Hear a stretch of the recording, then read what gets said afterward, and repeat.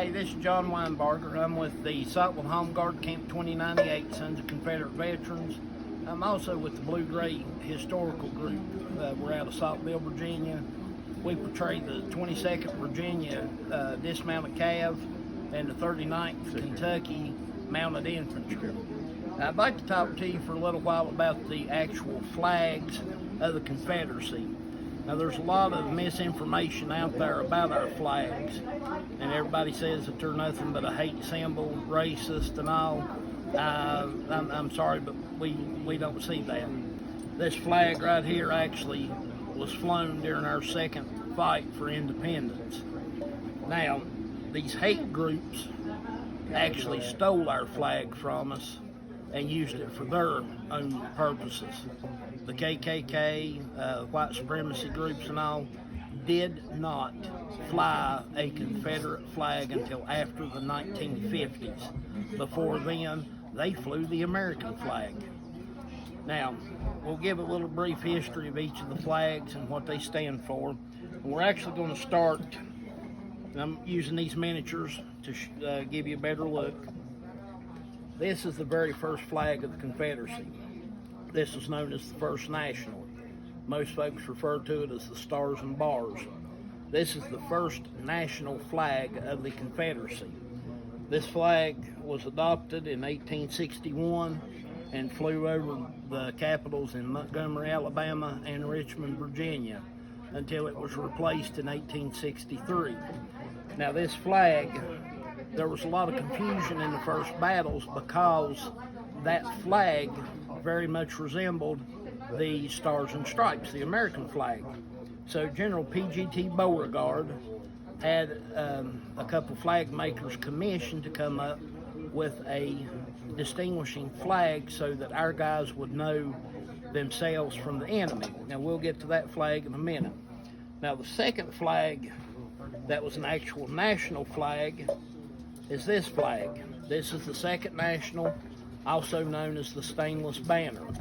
This flag's first official use for the Confederacy was during the funeral services for General Stonewall Jackson, General Thomas Jackson. This flag actually draped his coffin. Now, that was the flag that was carried into battle from 1863 until 1865. Now, in 1865, we adopted the final flag, final national flag of the Confederacy. This is the third national. This is also known as the bloodstained banner. Now, this flag, the red bar here, they just added it to the second national. That was to commemorate and honor those men that had fallen in battle and lost their lives fighting to protect their homes and their families. Now, that was the final national flag of the Confederacy. Now, most folks think when they think of the Confederate flag, they're actually thinking of the battle flag. Now, this is the actual battle flag of the Army of Northern Virginia. As you can tell, it's square.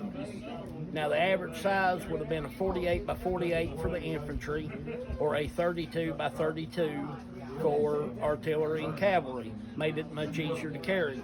But this flag was flown. This was known as the soldier's flag. This was not a national flag. This flag never flew over one of the capitals, and there was actually 5 capitals of the Confederacy. But this flag right here never flew over one of the Capitol buildings. This flag was the soldier's flag, nothing more, nothing less. It let the men know where their units were on the battlefield. This, like I said, this is the flag of the Army of Northern Virginia.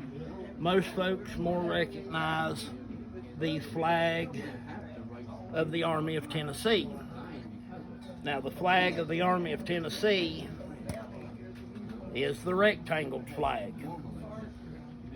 Now, this flag right here is usually what most folks think of as the Confederate flag, but the flag of the Army of Tennessee was 3 foot tall, 5 foot long. And there again, that was the one that most people think of as the actual Confederate flag, but it was not. It was a battle flag. It was a marker on the battlefield. Now, these flags were never flown in racism. These flags were never flown in hate. These flags were flown as a symbol of a nation of people that were fighting in a second fight for their independence, to protect their ways of life, to protect their homes, and to protect everything that they had. I would venture a guess in saying at least 90+% of the men that fought in the Civil War on the Confederate side had never owned a slave and would never own a slave. They were fighting for what they called their rights, their way of life, their homes, their property, what little bit they had.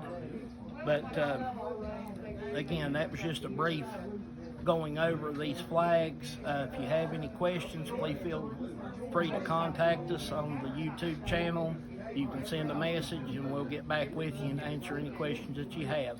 But check us out often. We're going to be posting more videos and getting more information out about different things dealing with the Confederacy. Thank you.